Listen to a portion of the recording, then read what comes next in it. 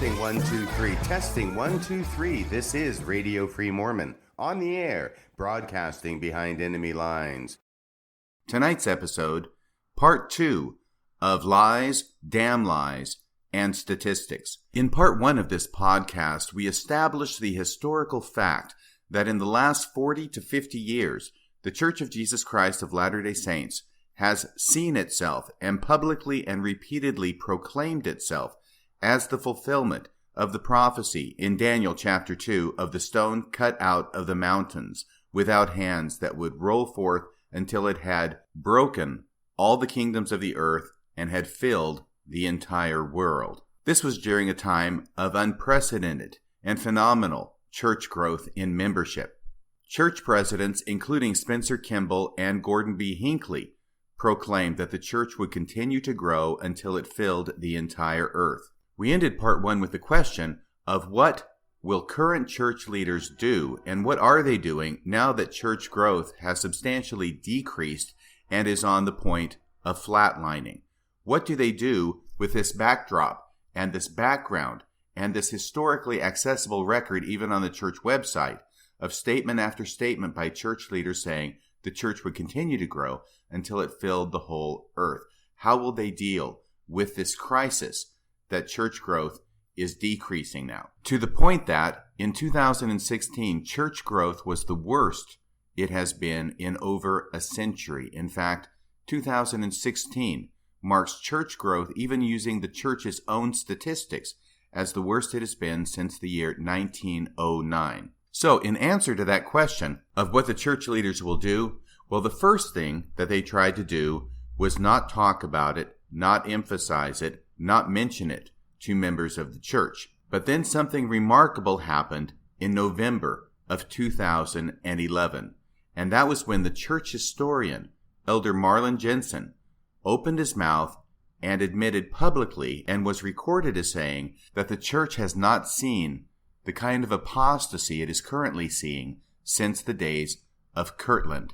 And that is, of course, a reference to 1837 in Kirtland, Ohio, when there was a massive disaffection of members from the LDS Church, largely due to the failure of the Kirtland Safety Society, i.e. the bank that Joseph Smith had started in Kirtland, where a lot of members were strongly encouraged to invest in the bank. It ended up going belly up, with the result that many members lost not only their money, but also their testimony, and left. The format at which Elder Marlin K. Jenson made this comment was a meeting of the John A. Widtsoe Association for Mormon Studies. It was held at Utah State University on November 11th, 2011, and after the presentation, there was a question and answer session. This is the question that prompted the answer from Elder Jenson. Quote, "Has the church seen the effects of Google on membership?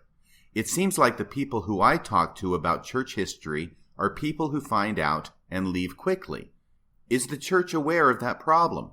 What about the people who are already leaving in droves?" That is the question. Here is the answer from Elder Marlin Jenson.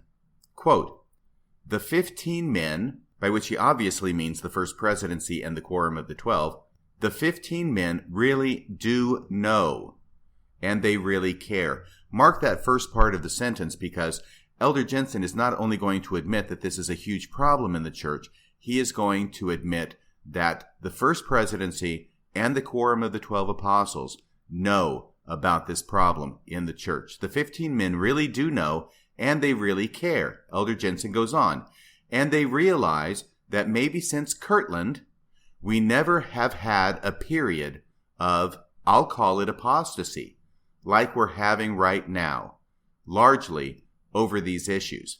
Period. End of quote. What are the issues that Elder Jenson is referring to? Well, in the context of the discussion, it's the issues relating to problems with church history that are beginning to become more and more widely known among members of the church, largely because of the easy access of information made possible by the internet. And here is another question and answer from the same meeting. Question: is knowledge of those leaving the church through anecdotal means or from statistics? Elder Jenson in response says that he has received much information anecdotally. He also said, quote, "The church has a very progressive research and information division with tremendous public opinion surveyors. And the church is constantly running surveys and employing consultants that do focus groups on a variety of topics, but especially on the ones that we are talking about right now that are so sensitive to the faith of members. Now, I will add in here that it is a surprise to some to find that a church that is ostensibly led not just by one prophet, but by 15 prophets, that the church nevertheless has to run surveys, employ consultants, do focus groups on any issues, not to mention issues that are sensitive to the faith of members. That's a surprise to many members, but that is the way things are. Apparently, the prophets are not in touch with God enough to not need consultants to do focus groups to find out what's going on among the members of the church. Elder Jenson goes on, where has the prophet laid his emphasis right now? It's on something called the rescue. We'll talk about that a little bit later. And with good reason. This is Elder Jenson saying, and with good reason, because we are suffering a loss, both in terms of our new converts that come in that don't really get established in the church, as well as very faithful members who, because of things we're talking about, as well as others, are losing their faith in the process. It is one of our biggest concerns right now, period. End of quote.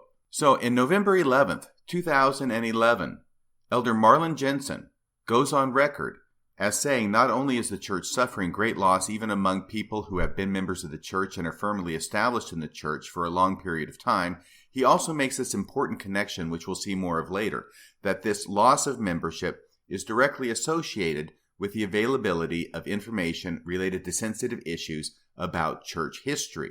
There is this correlation between doubt or finding information that is negative about the church and leaving the church. And that's the problem, which he also says the First Presidency and the Quorum of the 12, the 15 men, really do know and they really care. And indeed, Marlin K. Jenson was in a unique position to know about this because 1 year earlier, he was sent to Sweden by the leadership of the church in order to conduct what has come to be known as the Swedish Rescue. Not only that, it is important to note that Elder Marlin Jenson is the church historian at the time, and he is also a general authority. He is a member of the 70. He is in a position to know that the 15 men at the top of the church do know about these issues and says that they really care and that they realize that maybe since Kirtland, we've never had a period of apostasy like we're having right now, largely over these issues.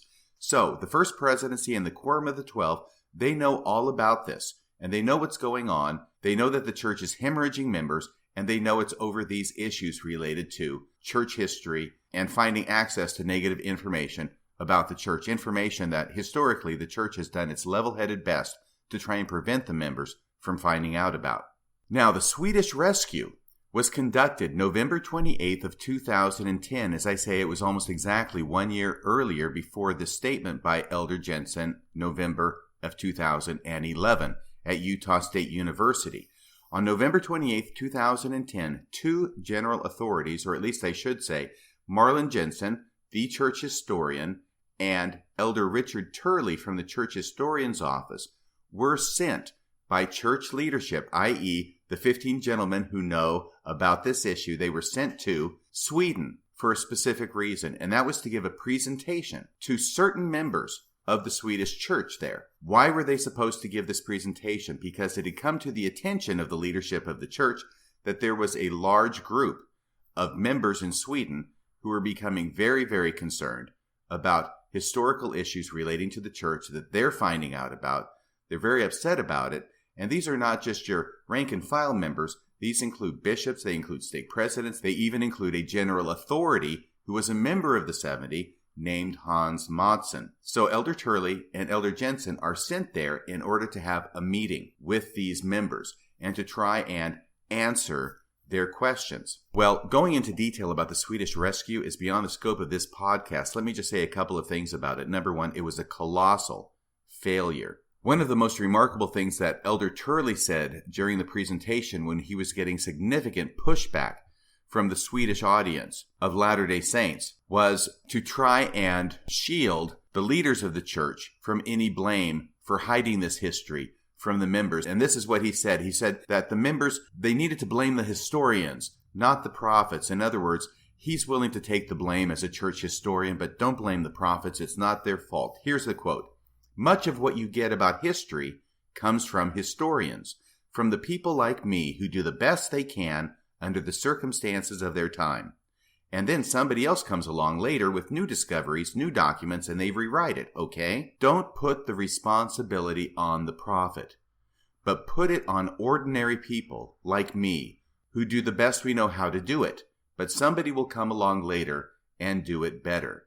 Period. End of quote. So Elder Turley here is willing to take a bullet for the prophets, as if the church historians department is some kind of rogue organization within the church that does what it wants to do on its own and doesn't take its marching orders from the leaders of the church. But Elder Turley wants to not talk about that. He wants to pretend that it's the historian's fault. It's his fault for getting the history wrong, for hiding stuff from the members of the church, and that the leaders of the church, the prophets, were not involved in that at all. I don't think the Swedish members were buying it any more than Radio Free Mormon is buying it. The second thing that happened that I thought was of significance and is significant for this podcast is that this was a secret meeting. Remember how I told you at the beginning that the first response of the leaders of the church to this massive loss of church membership was to hide it, to not talk about it, to pretend it's not going on, at least as far as the general membership is concerned. Because the members who were brought into this meeting were specifically selected and invited. And once they were there present in the church building where this meeting was held, they were told to keep the meeting a secret. And they were told not to tell anyone else what was discussed at the meeting. Why would they be told such a thing? Because, as I said, the church leaders did not want other people to know about the problem. They don't want the general membership to find out that people are leaving the church in droves and that they're doing it because of doubts with the church. No, this has got to be a secret meeting. It's bad enough to have this meeting and to have a general authority, Elder Jenson, fly to the other side of the world and take along with him Richard Turley, Elder Turley from the Church Historians Department. But it's not something that they want the general membership or the world to know about. So much for transparency. And while we're talking about rescues, the Swedish rescue was in November of 2010. This was largely to try and address members who were finding out negative things about church history. Well, later on, in June of 2015, June 15th, 2015 to be precise, there was another rescue that went on. That was called the Boise Rescue. At least that's what it's come to be called, the Boise Rescue. This is where Elder Oaks went out to Boise, and once again he took along with him Elder Turley. Elder Turley seems to be very popular to be brought along to these types of meetings, mainly because he stands as the token church historian who's supposed to know all this stuff and supposed to have the good answers. Well, I think it's likely he does know about all this stuff. Having good answers may depend upon the eye of the beholder, though. And in the Boise Rescue, Elder Oaks and Elder Turley don't go out to talk to a group of saints, a limited group of saints, invited to a special meeting to talk about questions and issues they have regarding church history. No, instead they go out there to Boise because Boise constitutes a hotbed of people who are being drawn away from the church to the teachings of Denver Snuffer. So from this, we see that the church is facing disaffection from members for multiple different reasons. There are some people who are having trouble with church history and leave the church because they realize or believe the church is not what it claimed it was. They've been hiding things from them. They feel betrayed. They feel like they can't trust their leaders to be honest with them about church doctrine and church history anymore, so they just leave the church. But then over here with Denver Snuffer, you have a neo-Orthodox movement, the members of which go back to Joseph Smith, who believed Joseph Smith was a true prophet. But after that, when Brigham Young took over, the church went off the rails to the point where today the church is completely departed and apostatized from the original true church that Joseph Smith set up. And their whole goal is to get back to the original, pure, unadulterated version of the religion and follow the teachings of Joseph Smith, whom they still believe to be a true prophet, which is why I call it a neo-Orthodox movement within the LDS Church. Well, the leaders of the church are not happy about this either, so they send Elder Oaks and Elder Turley out to Boise, June 15th, 2015.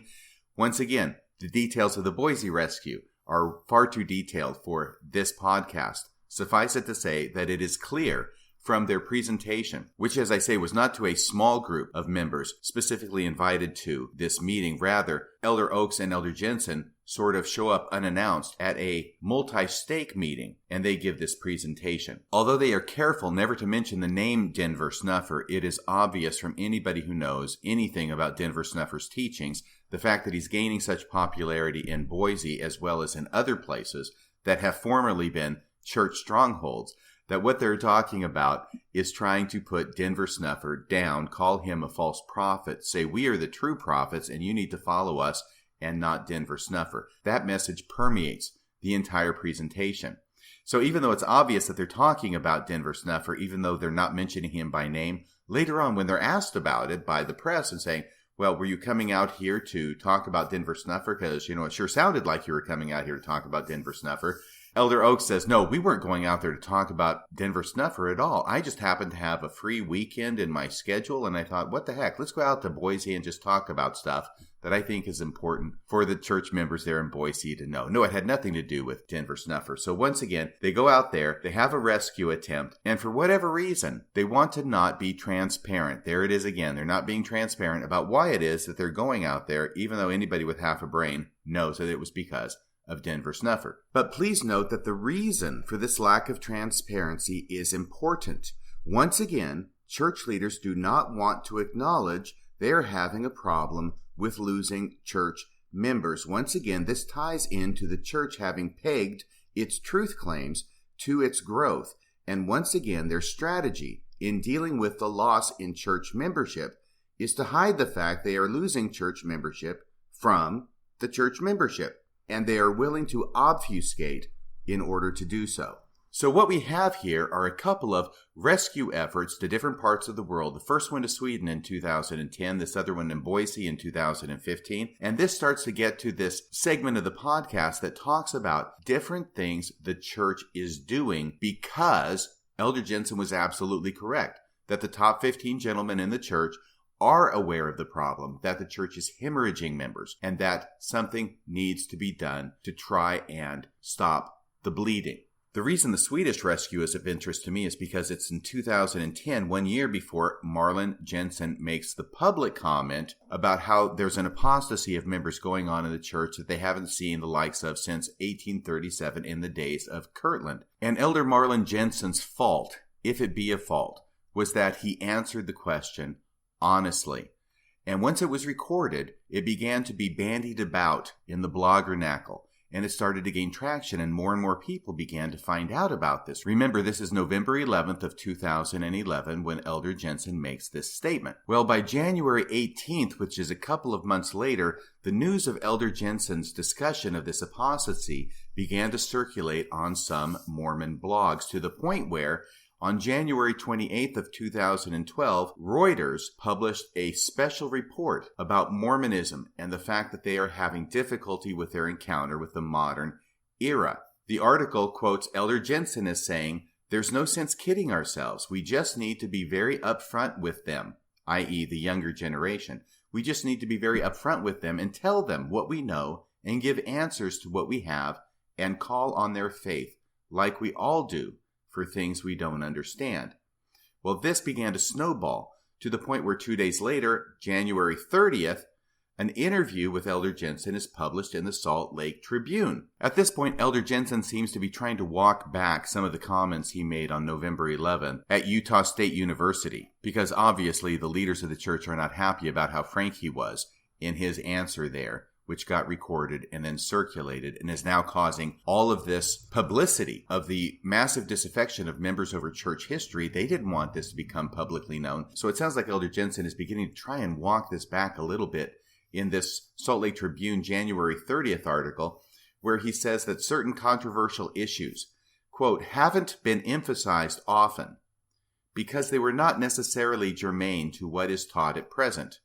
I'm not exactly sure what the heck that means. It sounds like sort of an excuse for why these controversial issues have been hidden by the church, and it doesn't really give an answer except these controversial issues haven't been talked about because they weren't necessarily germane to what is taught at present. Well, of course, what is taught at present is the sanitized, whitewashed, correlated version of church history. So if you're going to be teaching that, yes, the controversial issues are certainly not germane to teaching that correlated history, but he also indicates that efforts are underway to include such items in seminary and institute manuals. Elder Jenson goes on to say that the church has, quote, a strategy to get church history onto the web, and that the church is working on an initiative to answer some of these more pressing questions. And when he says that, looking backward now, we can see that he's probably talking about the church essays, which are going to begin to be published on the church website beginning in December of 2013. Once again, he's making the statement January 30th of 2012, so that's almost 2 years in the future. But he says that at that point, the church is working on an initiative to answer some of these more pressing questions. Elder Jenson goes on to say that critics of the church are overemphasizing the exodus from the church. Now, this is the point at which I think that he's trying to walk back what he said in November 11th at Utah State University, where he said, we haven't seen an apostasy of this sort since the days of Kirtland, and the top leaders of the church know about it, and they're worried about it, and they're concerned about it. No, he now says that critics are overemphasizing the exodus from the church. Well, I don't know how you would much overemphasize it beyond what Elder Jenson had said a couple of months earlier. But this article, which is still from the Salt Lake Tribune, January 30th, 2012, quotes from other scholars in the church, specifically Terrell Givens. And in this article, Terrell Givens seems to agree with the November 2011 Marlin Jenson, but disagree with the January 2012 Marlin Jenson. Terrell Givens says that the exodus of members from the church is a real crisis and an epidemic. Those are the phrases that he uses.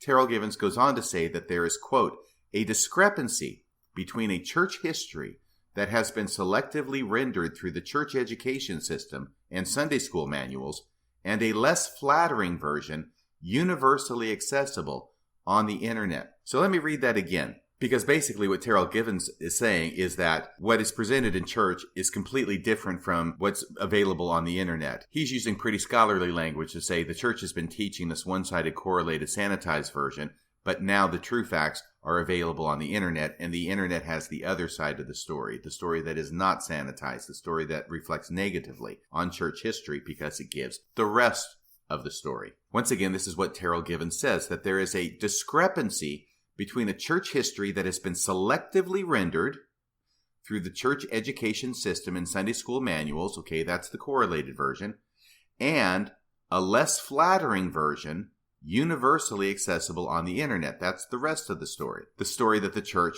doesn't want the members to know about.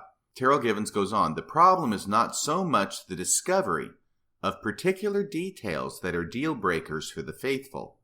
The problem is a loss of faith and trust in an institution that was less than forthcoming to begin with. So what Terrell Givens is saying is that in spite of the issues that members have when they find out about the real church history, more critical to those members and what causes more members to leave than just those issues is the fact that because they're finding out these issues not from the church itself, but they have to find out from non-church approved sources, and in fact from sources that the church tries to discourage members from reading, that causes them to lose trust in the church leaders. And if they can't trust the church leaders to tell them the full story, how can they trust the church leaders about anything, really? So that was on January 30th in the Salt Lake Tribune. On the same day, the Washington Post ran an article in which an author named Carrie Sheffield, who is a former Mormon, described her experience at Brigham Young University when she spiritually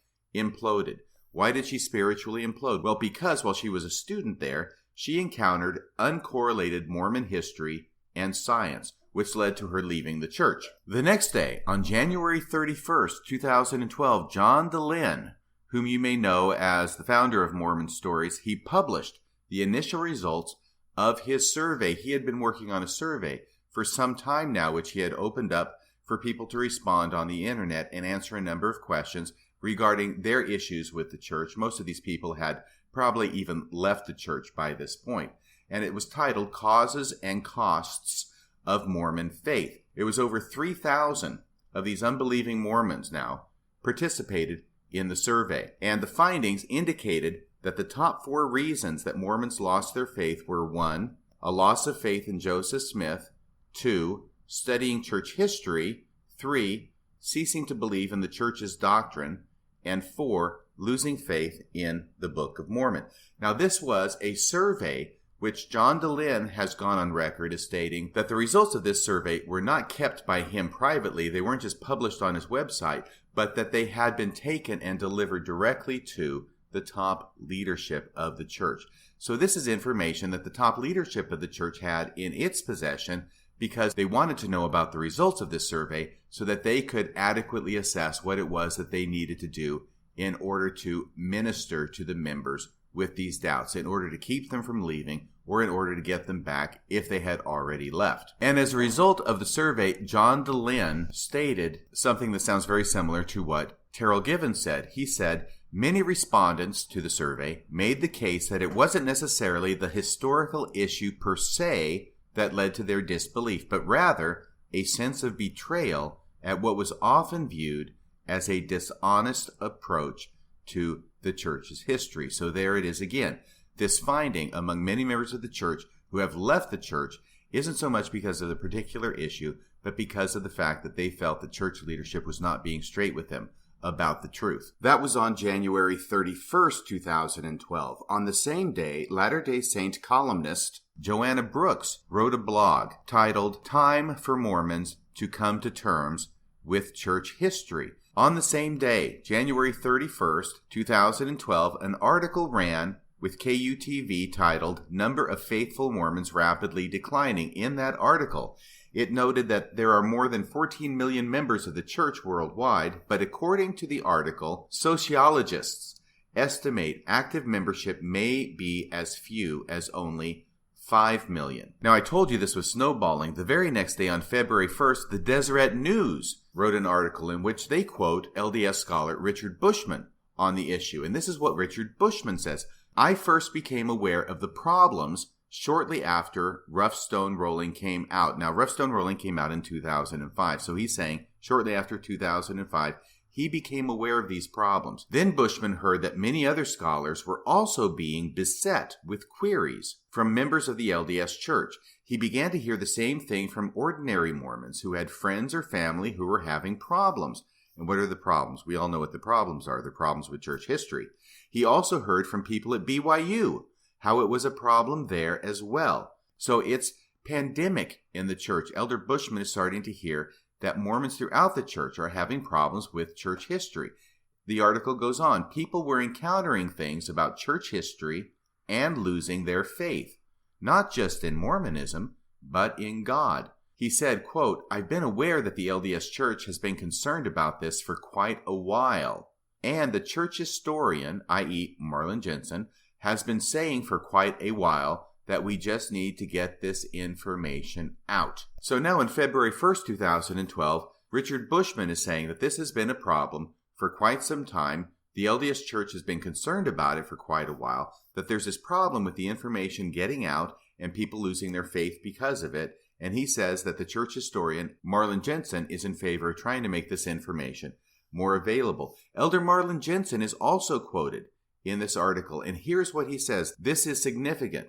Elder Jenson said that, quote, there has been more attrition over the last 5 or 10 years. So Elder Jenson, when he made that comment in November of 2011 about the church hasn't seen this much apostasy since the days of Kirtland, he's not just talking about 2011. He's talking about the previous 5 or 10 years, which means he's talking about since 2006, if we go back 5 years, or 2001, if we go back 10 years.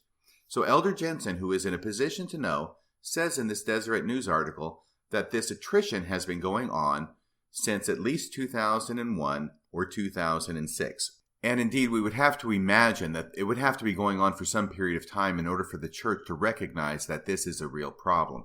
Church growth will go up. Some years it will go down. Other years, it's an up and down kind of thing if you're talking about percentages. And so if it goes down 1 year, well, you can think it'll go up the next year. If it goes down 2 years, you can think it'll go up the next year. But when it starts going continually down and you're losing members and experiencing apostasy that hasn't been seen in the church since the days of Kirtland, to use the words of Marlin Jenson, that's going to be over a number of years before the church realizes, hey, we've got a problem on our hands. We need to do something about this. So what does the church do? Well, as we said, they tried to do a secret Swedish rescue in 2010. They tried to keep it off the radar. But now, because Elder Jenson said it publicly in November of 2011, and it got real traction with all these news stories in late January and early February of 2012, now it is on the front burner and the cat is out of the bag.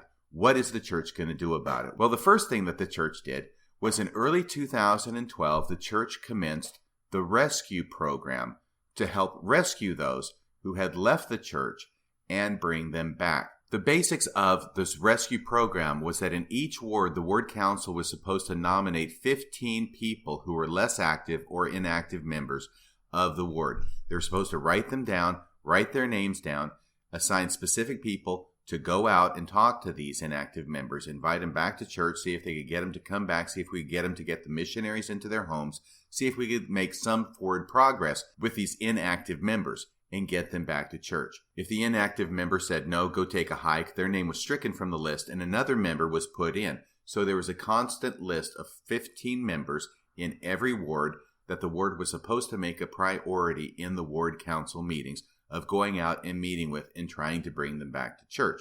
This was a program that was put in place. I don't know that it's still actually operating. I think that it worked as well as most programs in the church, which is pretty much not at all. But the significance of it is that it is a recognition on the part of church leadership that something needs to be done in order to try and stem the tide of members leaving the church and get them to come back to church. That's why this rescue program was initiated in the first place. It doesn't make any sense unless there's a huge problem with people leaving the church and an attempt being made by the church at the top levels to bring them back to church. Once again, the statistics since that time show that this rescue program was not successful, but the fact that they had the program at all is itself significant. Not only that, but talks began to be given in general conference calling upon members of the church who have left the church to come back to church. And when this happens, typically there is a link being made, even in the talks, to people leaving the church because of issues they have with the church or because of church history. So I cite to these talks because it shows that church leadership is aware that members are leaving the church over issues with church history. They don't want to come out and say it. But once again, it doesn't make any sense to have these calls in general conference for members who have left the church to come back to church unless the church leadership knows that members are leaving the church. And it doesn't make any sense to have these calls to come back to church linked with doubts about the church unless the leadership of the church knows that people are leaving because they're having doubts about the church and about church history. Exhibit A in this category is Elder Uchtdorf from October General Conference 2013 in his talk titled, Come Join With Us. This is the Doubt Your Doubts Before You Doubt Your Faith talk.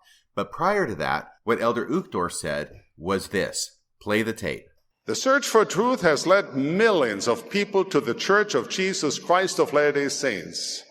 However, there are some who leave the church they once loved. One might ask, if the gospel is so wonderful, why would anyone leave? And that is indeed a good question. Well, Elder Uchtdorf actually goes on to answer it. The first thing he says is reasons that people don't leave. Sometimes we assume it is because they have been offended or lazy or sinful. Actually, it is not that simple. In fact, there is not just one reason that applies to the variety of situations. Now, when Elder Uchtdorf says that, he is actually parroting the results of the John DeLynn survey of 3,000 former Mormons that was sent to church leadership. Because in that survey, the two top reasons that people gave for leaving the church had to do with issues related to the Book of Abraham and issues related to the practice of polygamy or polyandry. The three lowest ranked reasons included reasons that some members and leaders have pointed to as reasons that some lose their faith, i.e., I wanted to engage in behaviors viewed as sinful by the church. I wanted to sin. I was offended by someone in the church, or a lack of meaningful friendships within the church. Those are the kinds of things that leaders of the church say members leave the church because of, And what this survey shows is that really those are the lowest ranked reasons. Actually, there are good reasons that people leave the church. There are reasons related to issues about church history, the Book of Abraham, polyandry, and polygamy that people leave the church. So knowing that that was in the survey that was submitted to top church leadership in early 2012, once again, let's revisit the words of Elder Uchtdorf in October of 2013, almost 2 years later. What is it he says? Sometimes we assume it is because they have been offended or lazy or sinful. Actually, it is not that simple. In fact, there is not just one reason that applies to the variety of situations. So here it sounds like Elder Uchtdorf is keying his remarks off the survey from John DeLynn that was presented to church leaders. Elder Uchtdorf goes on. Some of our dear members struggle for years with the question whether they should separate themselves from the church. Later on in his talk, Elder Uchtdorf says, some struggle with unanswered questions about things that have been done or said in the past. So here Elder Uchtdorf is laying the groundwork for getting demoted from the first presidency in January of 2018. What he is doing is he is actually acknowledging that people leave the LDS Church for legitimate reasons, and that some of those legitimate reasons include concerns about things that the church has said and done, and says that these could cause people to question. And then later on in this talk, Elder Uchtdorf gave this famous quote. We openly acknowledge that in nearly 200 years of church history, along with an uninterrupted line of inspired, honorable, and divine events, there have been some things said and done that could cause people to question. And to be perfectly frank, there have been times when members or leaders in the church have simply made mistakes. There may have been things said or done that were not in harmony with our values, principles, or doctrine. This is an amazing admission. Now, Elder Uchtdorf is not going to go into details. He's not going to say that the top reason people leave has to do with the Book of Abraham. The second most common reason people leave is because of issues with polygamy and polyandry. But he is going to talk about it generally. And he says, and to be perfectly frank, there have been times when members or leaders, and that's a critical addition that he puts in there, not just members, but he does include leaders. He doesn't say which leaders, he doesn't say what issues, but he includes leaders. And if we strip this down, what he's saying is, and to be perfectly frank, there have been times when leaders in the church have said or done things that were not in harmony with our values, principles, or doctrine. Now, you have to dissect those two sentences a little bit, but what he's actually saying is that leaders have said or done things that were not in harmony with our doctrine. What does that mean? Well, I think we know what it means, especially if you start talking about Brigham Young and Adam God, or other examples that may come to mind. Dieter Uchtdorf is not going to go into that, but you've got to give him props for sacrificing his membership in the first presidency in order to say this publicly and to the church. Now, he will back off of this and end up saying, doubt your doubts before you doubt your faith, and try and give it the most positive spin any German pilot possibly could. But nevertheless, he did admit that there are valid reasons to leave the church, and that some of those reasons have to do with church leaders saying and doing things that were not in harmony with our values, principles, or doctrine. And after having made these concessions in his speech, he gives the call to those members who have left the church because of these issues to come back. This is the call to come back that I'm talking about. He says this, to those who have separated themselves from the church, I say, my dear friends, there's yet a place for you here. Come and add your talents, gifts, and energies to ours. We will all become better as a result. So the connection here is calling members to come back to the church, which obviously shows a knowledge by Elder Uchtdorf that members are leaving the church in significantly large numbers enough to call for this kind of a invitation to come back to the church. And in the context of the entire talk, he's linking the people who have left the church who are leaving it for good reasons that have to do with church history, with things that church leaders have said or done. And indeed, this type of call for members to come back to the church was reiterated as recently as President Nelson's public comments on January 16th of 2018 when it was announced that he was going to be the new president of the church. What he did was he invited and pleaded with any who have stepped off what he calls the covenant path to come back. This is the quote. Now, if you have stepped off the path, may I invite you with all the hope in my heart to please come back. Whatever your concerns, whatever your challenges, there's a place for you in this, the Lord's church. So here, once again, President Nelson couples the call and the invitation to come back to the church with people's concerns or challenges. He doesn't say what those concerns or challenges are, but obviously people are leaving the church because of concerns that they have.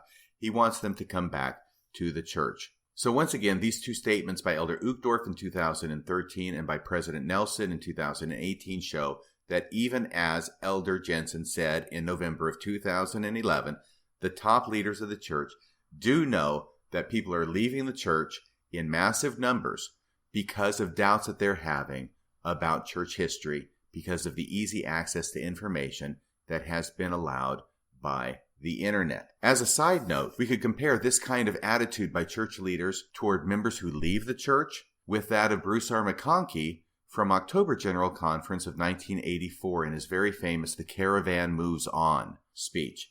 Toward the end of that speech, Elder McConkie likens the church to a great caravan, and in this quote, he says what he thinks about people who leave the church. He doesn't say that the caravan should stop or we should try and minister to them or we should try and invite them to come back. No, what he says is this in 1984 when the church is growing dramatically.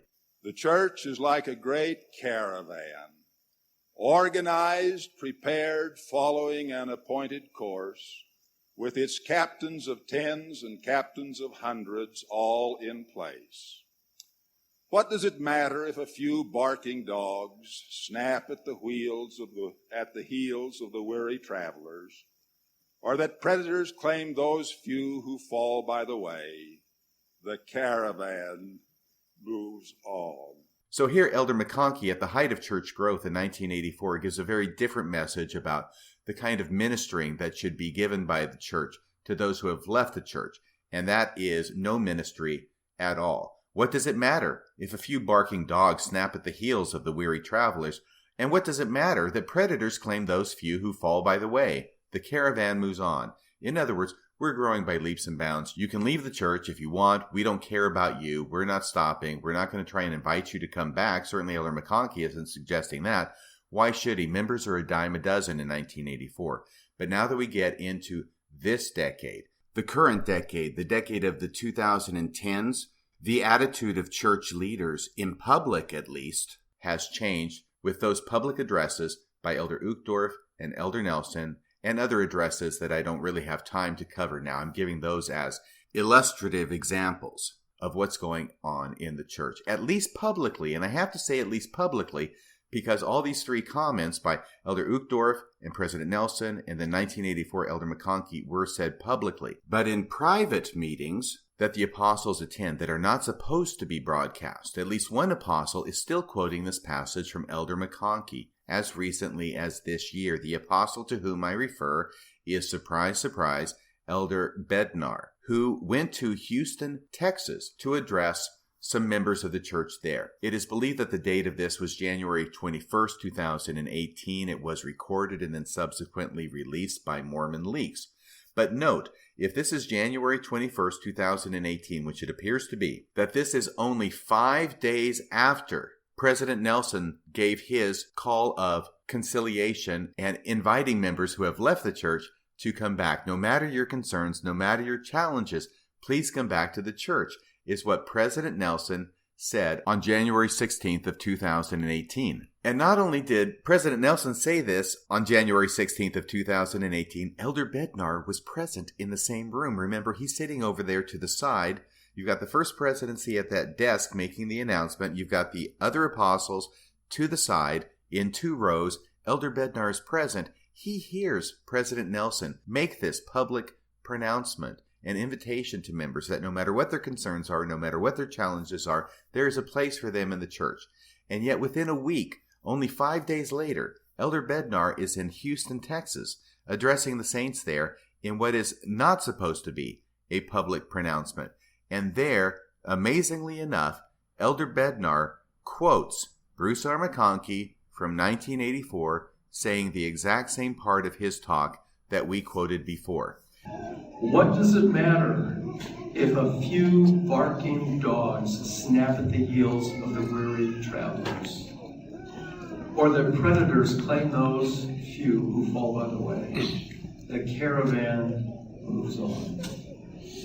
Once again, this shows a glaring inconsistency between what different church leaders say and also between what church leaders say publicly from what they say privately, or at least from what they say in statements that are supposed to be broadcast to the public versus statements that are not supposed to be broadcast to the public. As you may or may not know, these personal appearances by apostles and general authorities at the stake level or at the regional level are not supposed to be recorded. And given this type of inconsistency between the public voice versus the private voice, the outside voice versus the inside voice of church leaders, there's probably a good reason that they have that rule in place. So as I say, all of this information goes to show that Marlin Jenson was correct in what he said in November of 2011, that the top 15 do indeed know about and are aware of the massive defections among members of the LDS Church, and that it is caused because of doubts raised by exposure to negative information about the church on the internet, the information that the church did not want the members to find out about.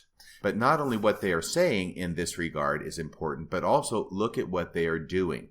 Look at all the programs that church leaders have put into place in the last 7 years in order to try to retain members. And also look at the ages they appear to be aiming these programs at. Because if you look at the ages that they're aiming these programs at to try and retain members, it's a huge signal as to what age it is that members are leaving the church predominantly. The church is obviously going to be focusing its programs at the age level where they are losing members in the greatest numbers. We've already talked about the rescue program that was initiated in early 2012, which seemed to have been church-wide. It wasn't really age-related. It had to do with 15 inactive members of the ward put on a list and reaching out to them personally, trying to get them to come back. But other programs have been initiated in the church as well. The classic example of the change in programs in the church, which seemed to be targeted toward keeping members in the church, was the lowering of mission ages, which was done in General Conference in October of 2012. It became effective in January 1st of 2013. At that General Conference, President Thomas S. Monson announced a change in the age of missionaries. I'm pleased to announce that effective immediately, all worthy and able young men who graduated from high school or its equivalent, regardless of where they live, will have the option of being recommended for missionary service beginning at the age of 18. Prior to that time, and for decades, and I can say that with some authority because it used to be the rule even back when I went on my mission in 1979, boys had to be 19 years old before they went on their mission, and girls had to be 21 years old before they could go on their mission. It seemed to serve the church well for decades to have these minimum age requirements for missionaries, and yet, in 2012, the same year that the rescue was announced and implemented, the church lowers the mission ages. It has been widely speculated since that time that the reason for lowering the mission ages was not to increase the number of missionaries, but rather to keep young men and young women, but especially young men, from falling away from the church during that critical period between graduating from high school and also graduating from seminary, usually at the age of 18, and having to wait around, get a job, possibly do a year of college, before going on their mission at the age of 19. During that time period,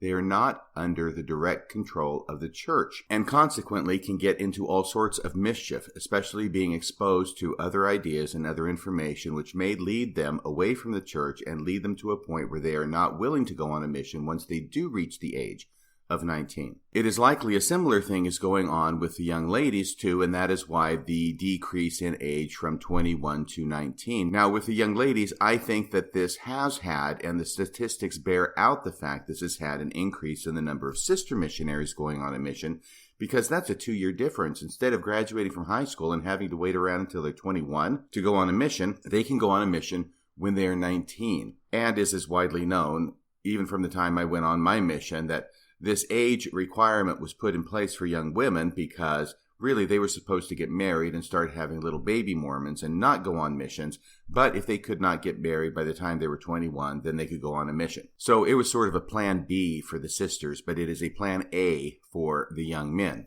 Now, this lowering of mission ages had the consequence of increasing dramatically the number of missionaries in the field. However, the statistics show that there was not a commensurate increase in convert baptisms. Far from it. And now that this initial surge is over, the number of missionaries in the field is declining. Now, that is just the natural consequence of lowering the mission age, and I think that most people who were observing the scene and commenting on it knew that this was going to happen. In other words, if you already have a certain number of missionaries in the field who are missionaries who had to wait until they were 19 in order to go on their mission, and then in 2013, when this new program was implemented, suddenly that mission age gets lowered. Now you're suddenly going to have out in the field not only the missionaries who had to wait until they were 19, but another group of missionaries who now can go when they are 18, and sisters who can go when they're 19. So during the next couple of years, you're going to have a surplusage of missionaries in the field, while both sets of missionaries are serving, the younger and the ones who had to wait. And then as the ones who had to wait until they were 19 begin to go home, that number is naturally going to begin to recede. And we see that with the February 1, 2018 news release from the Church News, in which the church announces mission adjustments. Now, it's an interesting headline. And once again, this is a classic example of LDS church transparency. What they are really announcing is that 14 missions are closing, but they can't quite bring themselves to say that. So instead they say, church announces mission adjustments.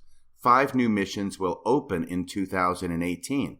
That's the lead on the byline. 5 new missions will open in 2018. 19 others will merge with other missions. Now, when it says 19 others will merge with other missions, that means they're closing. Let me give you an example of just the reverse. In 1980, during the time that I was on my mission in Japan, I was called originally to the Kobe, Japan mission. But while I was there, church growth was, as I've mentioned before, phenomenal. And because of that, the mission that I was in split. So the same area of the mission was used, but it was divided in half along a river. And out of what had been the Kobe, Japan mission was now created not only the Kobe, Japan mission, but also the Osaka, Japan mission. And whereas there had been around, say, 200 missionaries in the Kobe, Japan mission, now there are 200 missionaries in the new Kobe, Japan mission and 200 more missionaries in the Osaka mission. So the same area has not 200 missionaries as it had before, but 400 missionaries. That's what growth looks like when missions split. Once again, that was back when the church was going great guns, but now the opposite is happening, and now missions are being closed. Instead of the church announcing that missions are being closed, they're saying that mission adjustments are happening, and 19 missions will merge with other missions. So when missions merge with other missions, it's the opposite of when they split. Instead of it representing church growth as it did back in 1980, now it represents church shrinkage. So going into this article, and remember, this is just from the 1st of February, 2018. This is breaking news. Today, the church announces boundary realignments for 19 missions, as well as the creation of 5 new missions.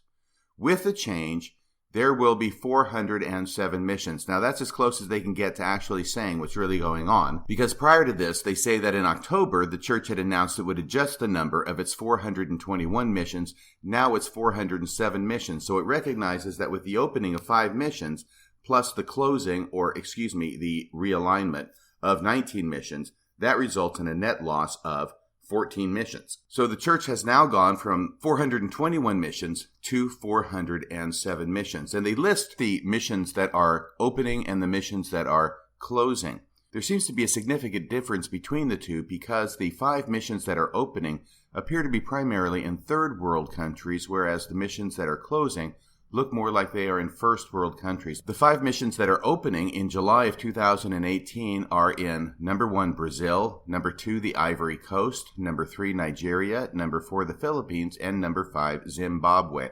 3 of these are in Africa, 1 in the Philippines, and 1 in Brazil. I think this is reflective of the fact that church growth is going to be seen primarily going on in the next several years in Africa. The question is whether the church growth in Africa will make up for the church shrinkage in other areas of the world. Then they list the 19 missions that in July 2018 will merge with adjoining missions. In other words, the missions that will close.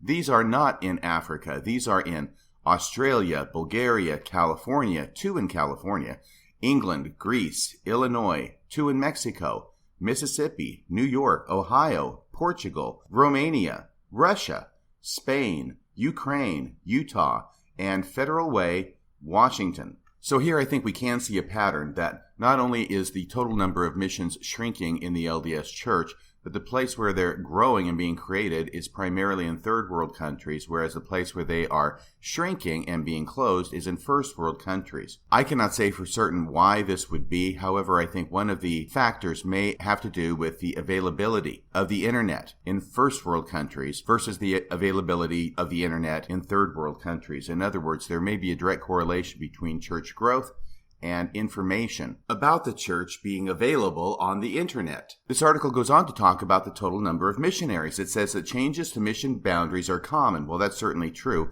It's the fact that merging them is not what has been common before. It has been splitting, not merging. Since President Thomas S. Monson announced in 2012 the change in the ages for missionary service, the church has created 76 new missions to accommodate a surge of growth in only a few years, from 58,000, so it was 58,000 in 2012, to 88,000 missionaries. But that number of missionaries did not remain at 88,000. Instead, the article states the initial wave of missionaries has since receded to about 68,000 missionaries as anticipated. So at this point now, the number of missionaries was originally 58,000 in 2012. It popped up to 88,000 with this surplusage of missionaries in the field.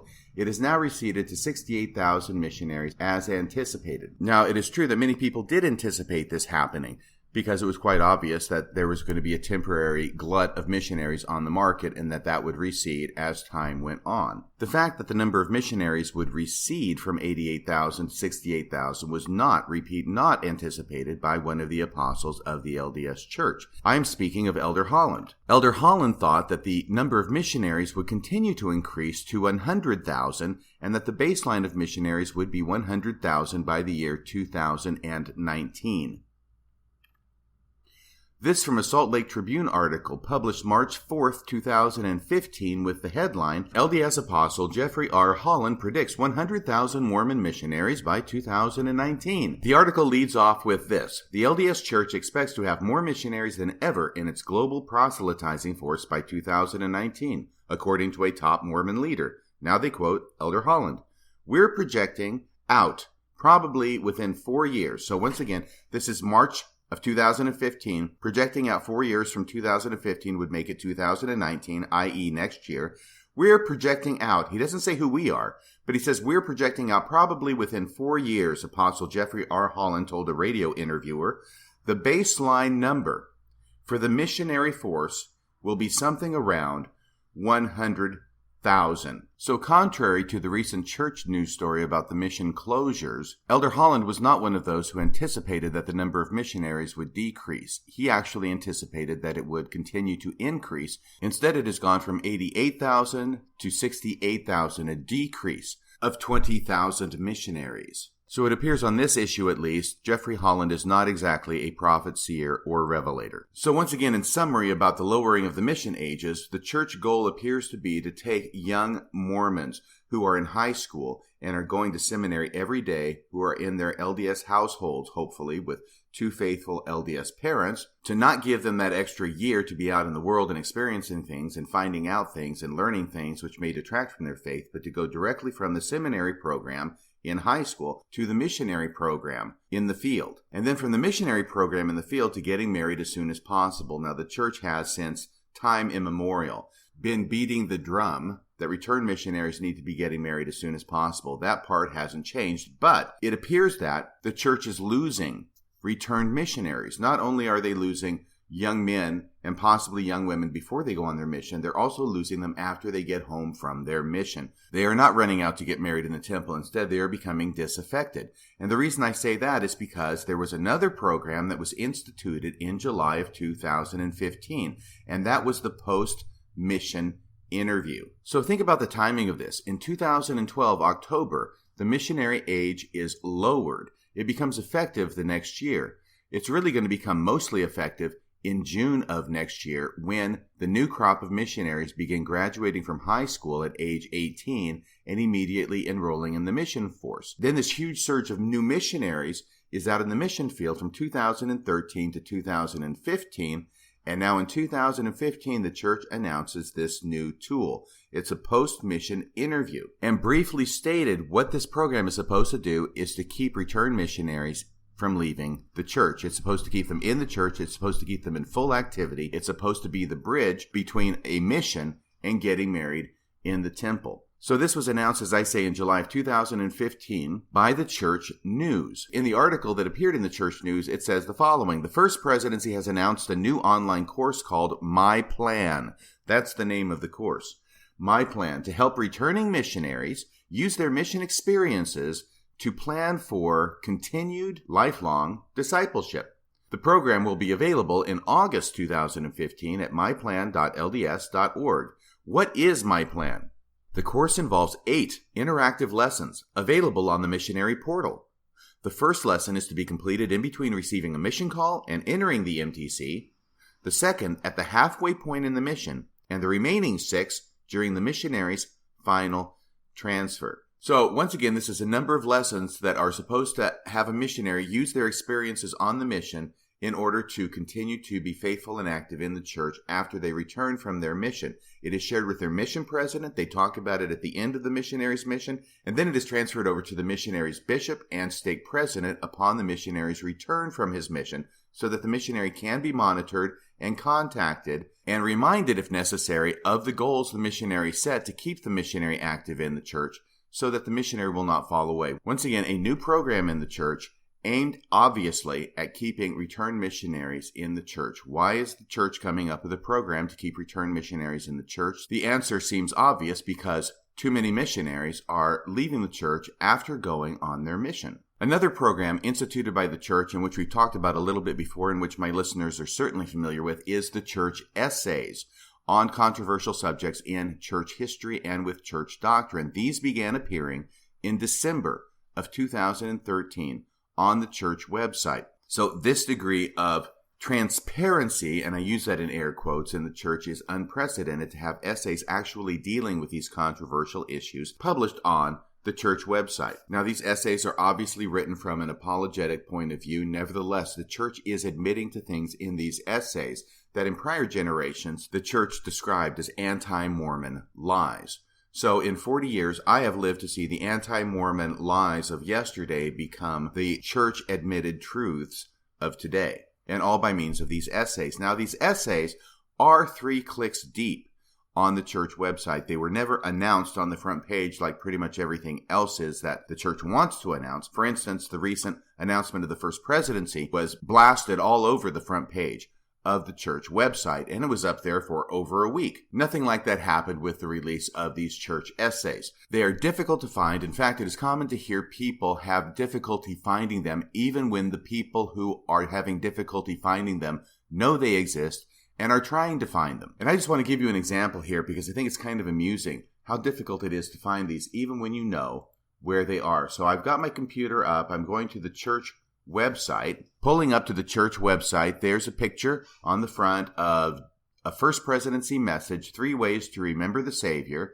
Now we go up here on the bar at the top, Scriptures and Study. We go down, there's 4 columns, Scriptures, Prophetic Teachings, Learn More, and Helpful Resources. If we go to the 3rd column, Learn More, go down to Gospel Topics. That's where we're going to find them. So here's the first click from the main web page. Now we're down to Gospel Topics. And at the top of this page is a nice picture of a young lady studying her scriptures, and it says Gospel Topics on it. Now we start scrolling down, and we have the alphabet. Apparently, there are things that are put in alphabetical order, and if we have an idea of what it is we want to look up, and we have an idea of what the first letter of that might be, we can just click on that letter of the alphabet. But the effect of this alphabet at the top, which is in a column from top to bottom, is that it makes a person who's actually looking for these essays not able to see them when he pulls up the Gospel Topics. Instead, he sees this picture, and then he sees this alphabet, and he has to start scrolling down like I'm doing now. It then says at the bottom of the alphabet, each Gospel Topic includes a brief overview sharing what Latter-day Saints believe about the topic, links to resources that will help you learn more about the topic, and ideas to help you teach it to others. Learn more about the role of the Holy Ghost in your pursuit of truth and how to become a more self-reliant gospel learner.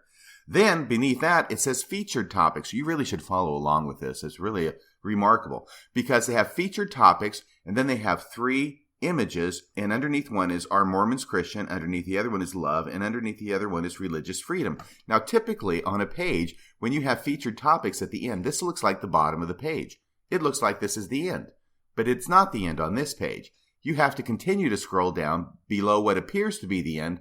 Oh, wait a second. There's something more. It's called the Gospel Topics Essays. No wonder it's hard to find these things. They're intentionally designed to be difficult to find. And the Gospel Topics Essays now says, recognizing that today so much information about the Church of Jesus Christ of Latter-day Saints can be obtained from questionable and often inaccurate sources, officials of the church began in 2013 to publish straightforward, in-depth essays on a number of topics. So here the apologetic bent of the essays commences, even in its introduction, because it says the reason that they were written is because so much information is available about the Church of Jesus Christ of Latter-day Saints, but the information that is available is questionable and often inaccurate. Therefore, the church is writing these essays to set the record straight. Well, actually, what the essays do, by and large, is they admit to the truth of the accusations and the factual information that is largely available to members of the church, but then try and put, as best they can, an apologetic slant to it, even as this introduction does. But by the way, the Gospel Topics essays are not on this page. Instead,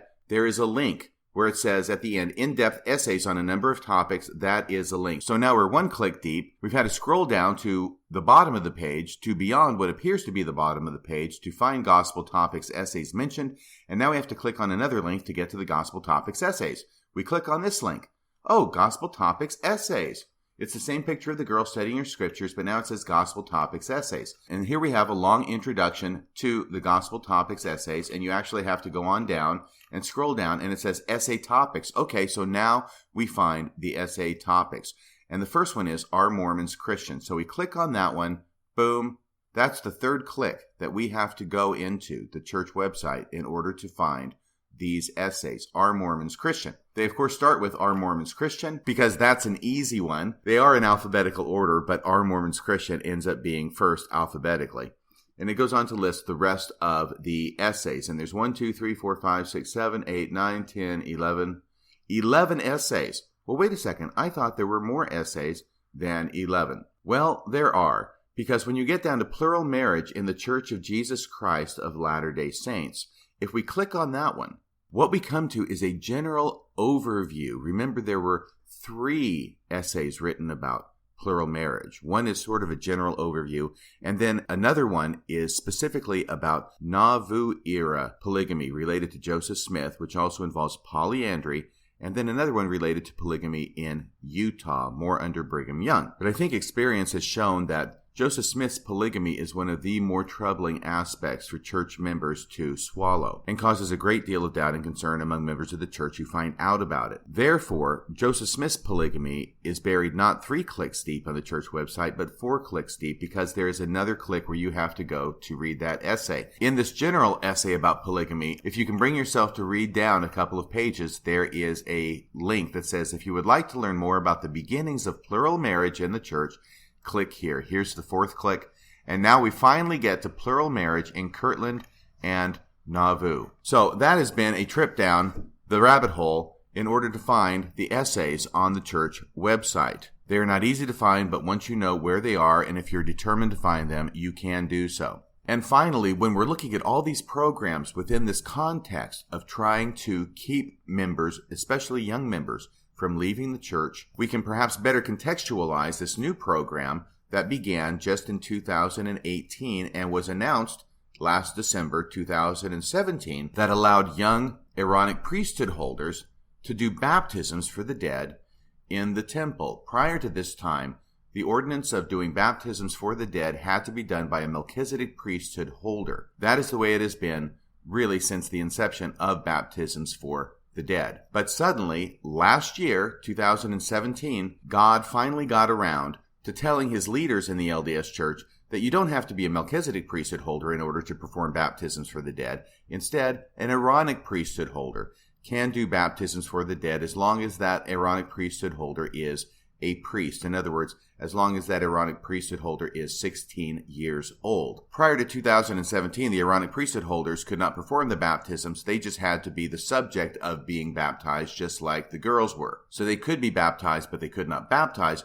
Now they can baptize. And the girls are not left out of this because with this announcement, which became effective January 1st of 2018, the young men could baptize as long as they were 16 and ordained priests. They could baptize others. The young women may be asked to assist with tasks in the temple baptistry currently performed by adult sisters serving as temple ordinance workers or volunteers, which means basically they can hand out towels to dry off to these young men who are working up such a sweat baptizing others for the dead. And Elder Quentin L. Cook is quoted in this article making this announcement, where he actually gets close to admitting the real reason for having this change to allowing the young men to do baptisms for the dead now. These changes, he says, will allow increased preparation and participation in the great work of salvation for the dead. Now, that much goes without saying, but I think it's important to notice that what the church is focusing on is changing the program so that the young men can have an increased participation and preparation